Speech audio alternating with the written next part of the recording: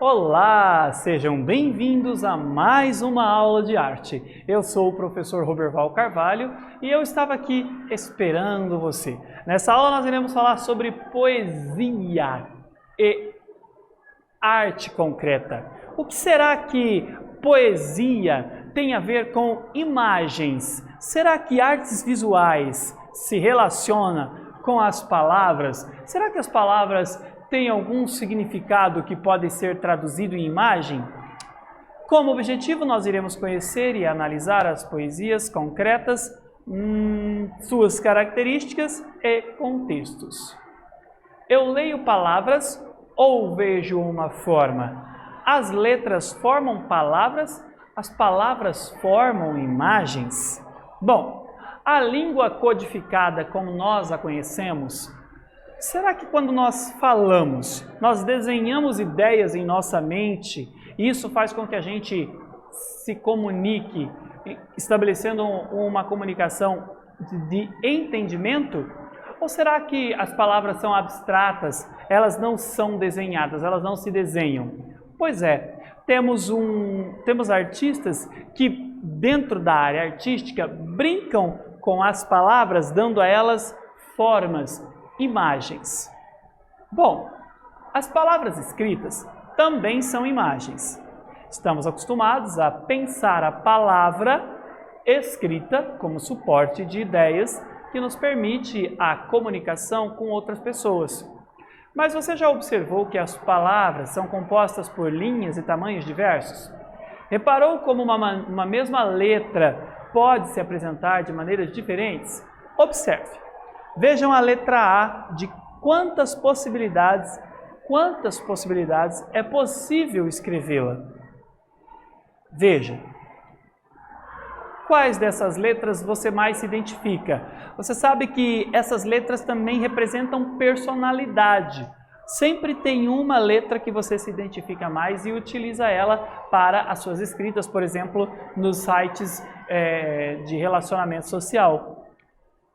Observe os poemas visuais do poeta curitibano Paulo Leminski, inspirados no haikai. Quais jogos ele faz entre imagem e informação? Eu vou dar aí uns 50 segundos para vocês lerem com calma e pensarem no que estes poemas te faz viajar. Eu já volto.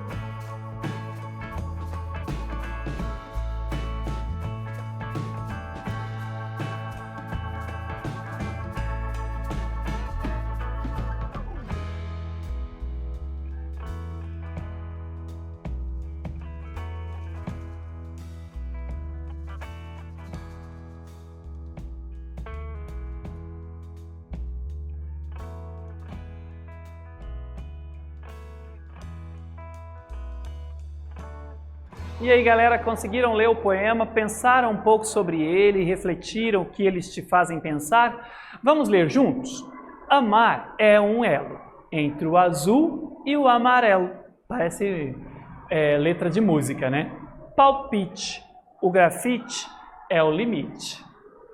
E aí, ali o terceiro haikai, não discuto com o destino, o que pintar eu assino. Olha que legal. Os dois haikais, os dois últimos haikais ali me levantam questões um pouco mais acerca sobre a sociedade. O outro ali tem a ver com um pouco tem a ver com um pouco de talvez aceitação, de conformidade, enquanto que esse primeiro aqui, ele é um pouco abstrato nos pensamentos, né? Mas assim, cada um tira suas próprias conclusões. E o que seria um haikai? Bom, ele é um gênero de poesia da tradição japonesa. Os termos hai, brincadeira, e kai, harmonia, logo, brincadeira harmoniosa, propõe um jogo entre palavras e combinações poéticas que desafia quem cria a dizer o máximo de poesia em poucas palavras. Ou seja, tem muita coisa dentro daquelas poucas palavras do haikai que nós acabamos de ver ali do Paulo Leminski. Trata-se de um exercício de síntese de pensamento com o máximo de emotividade e teor poético. Tem bastante poesia e também conseguimos perceber talvez um pouco de emoção. Essa forma de arte ela é bem popular no mundo todo. O poeta curitibano Paulo Leminski dedicou-se à poesia em forma de haikai.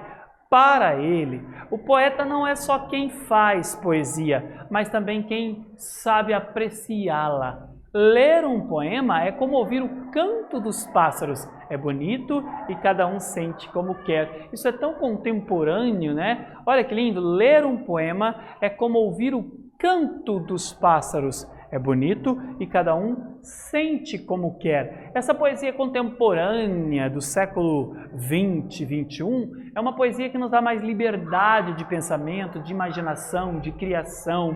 Enquanto que nos seus primórdios a poesia ela era mais romântica, mas ela desenhava, ela nos dava uma ideia pronta. Aqui, por exemplo, nos haikais do Paulo Leminski, a gente consegue viajar e nos permitir a imaginar além de algo pronto. Vamos então a uma atividade? Escreva o que você entendeu sobre o haikai e eu já volto.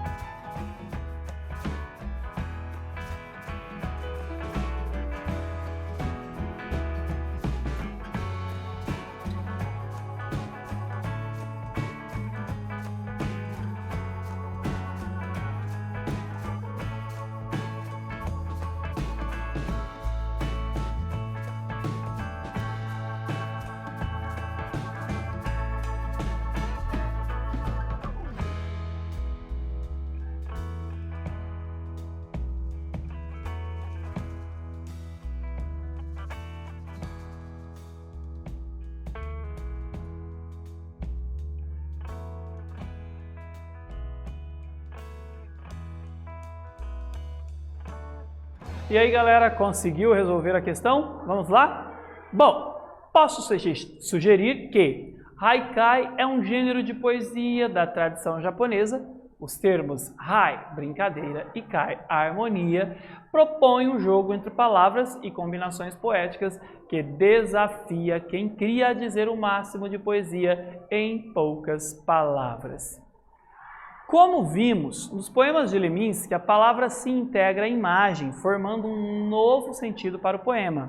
A palavra se integra à imagem. Agora, leia e depois veja como se fosse uma tela de pintura. O poema do artista paulista Décio Pignatari, um autor importante na história da arte concreta brasileira. Olha aqui, eu vou dar um minuto para que vocês possam ler este poema e tentar traduzir o que pretende nosso poeta Décio com este poema. Eu já volto.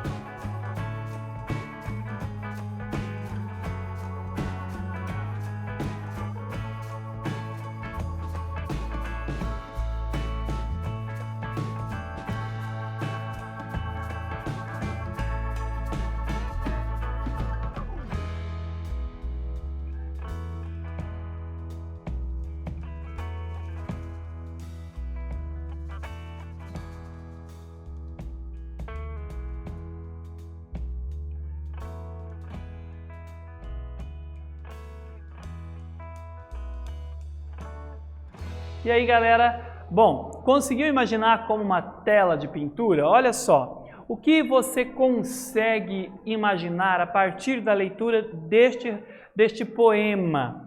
Bom, visto que a gente consegue entender ali uma ideia de terra, a primeira coisa que me passa na mente é o planeta Terra, as questões ambientalistas. Pode ser que não tenha nem sido isso a ideia do poeta Décio Pignatari, mas as minhas experiências de vida me remetem, me fazem pensar nesse poema como uma reflexão sobre os cuidados com o meio ambiente. E você sabe o que é poesia concreta? O movimento propunha uma nova linguagem literária. A poesia concreta propunha uma nova linguagem literária. No entanto, ele não se restringiu somente ao campo literário, apresentando também diversas manifestações na música e nas artes plásticas. Então, a poesia concreta também se relaciona na música e nas artes plásticas. Nós temos, por exemplo, Caetano Veloso, que interpreta uma poesia muito legal de ouvir. É um canto, mas um canto declamado, é um canto que nos faz ter uma experiência diferente. Olha, a poesia concreta, também chamada de poema-objeto, esteve voltada para a exploração dos aspectos gráficos. Onde o escritor pretendia preencher o espaço em branco oferecido pelo papel mediante uma íntima relação entre a palavra, a sonoridade e a imagem. Quanta informação nós temos aqui, né? Poema-objeto, exploração dos aspectos gráficos, e a sua intenção era preencher o espaço em branco oferecido pelo papel mediante uma íntima relação entre a palavra, a sonoridade e a imagem, e aqui eu trago para vocês. Eu vou pedir para que vocês observem por mais um minutinho estes dois poemas, para que a gente possa continuar com as reflexões acerca da nossa aula. Eu já volto.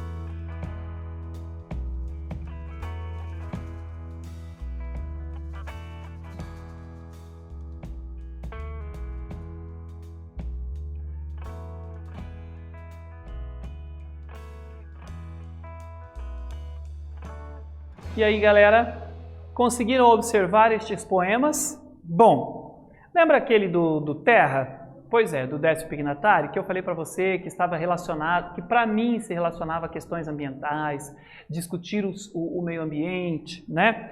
Aqui nós temos um poema de Augusto de Campos que está, olha só, em todo ele está escrito uma palavra. São letras que formam, a partir da organização delas, formam uma palavra.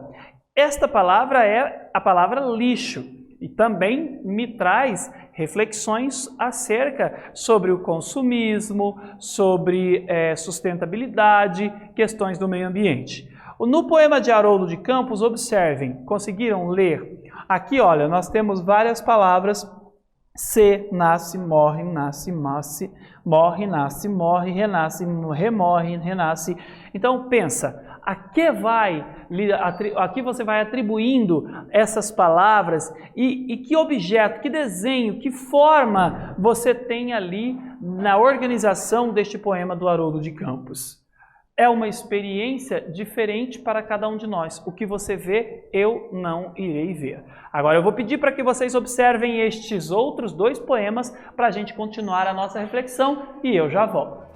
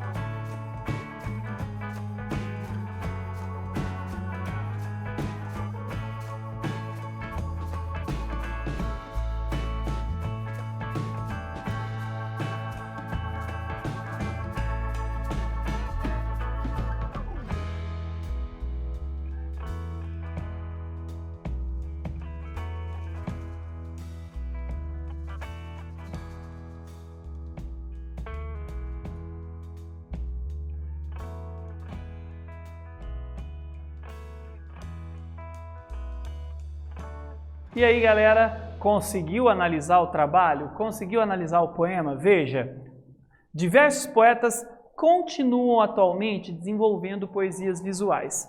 Trevas e luz. Nem tudo que a luz toca ou que as trevas escondem é preto no branco, bem e mal. Curiosa essa frase? O que te faz pensar? Eu tenho referências imagéticas sobre Yin e Yang, não sei se você já ouviu falar, mas também quando leio Trevas e Luz eu lembro da Idade Média, aqui também me lembro muito de cômico e trágico, ou seja, as suas referências, de acordo com as suas vivências, vão te ajudando a pensar na organização do todo e traduzir para você a poesia. Essa é do Fábio Bahia, tá? Este poema é do Fábio Bahia, do poeta Fábio Bahia. E aqui nós temos o poema Xícara. Olha, está muito fácil observar a xícara, né? Então ele desenha a xícara com a organização das palavras. Na tarde fria de junho, voa o cheiro, o barulho do café descendo quente pelo bule reluzente. Olha que lindo! E aí ele desenha a xícara e você não vê o café caindo na xícara? Ai, que delícia, que vontade que me deu de tomar um café numa tarde fria. E me pergunto já em prosa, existe coisa mais gostosa? Olha que legal, gente, que lindo, que delícia esse poema. E ele é do Fábio Seksugi. Que delícia! Agora é a sua vez. Crie um poema visual inspirado nas obras que você conheceu até agora e eu já volto.